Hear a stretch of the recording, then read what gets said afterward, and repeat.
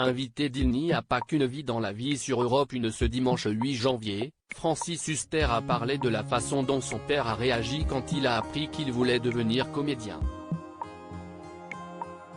Ce dimanche 8 janvier, Francis Huster était l'invité de l'émission Il n'y a pas qu'une vie dans la vie, présentée par Isabelle Morizet sur Europe 1. Avec son camarade Michel Leb, l'acteur est en promotion de la nouvelle pièce Les Pigeons dont il partage l'affiche au Théâtre des Nouveautés à Paris. Le spectacle se tient du 20 janvier au 14 mai 2023. Au micro de l'émission, Francis Huster est notamment revenu sur un différend vécu avec son père lorsqu'il a intégré le conservatoire à l'âge de 15 ans.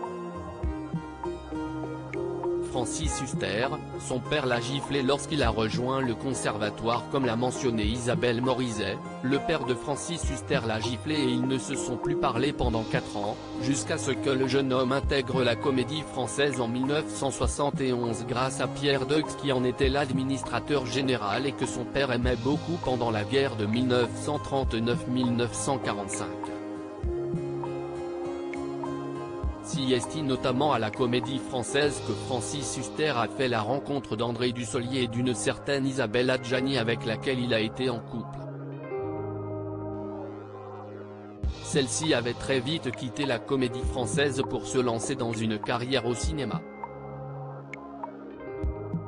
Les gens ne comprennent pas ce qu'est un comédien toutefois, pour Francis Huster au départ, ce n'était pas gagné. En effet, son père était totalement contre l'idée que son fils fasse carrière dans la comédie.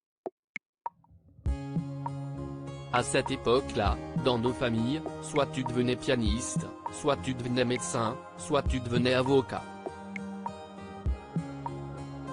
Le métier de comédien n'était pas du tout considéré en France contrairement à en Angleterre, par exemple. Il était considéré comme un métier irrespectueux et ça continue en France. Les gens ne comprennent pas ce qu'est un comédien, admet-il.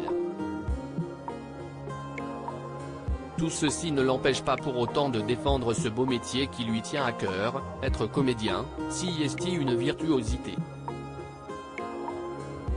Ce n'est pas du tout d'apprendre des textes.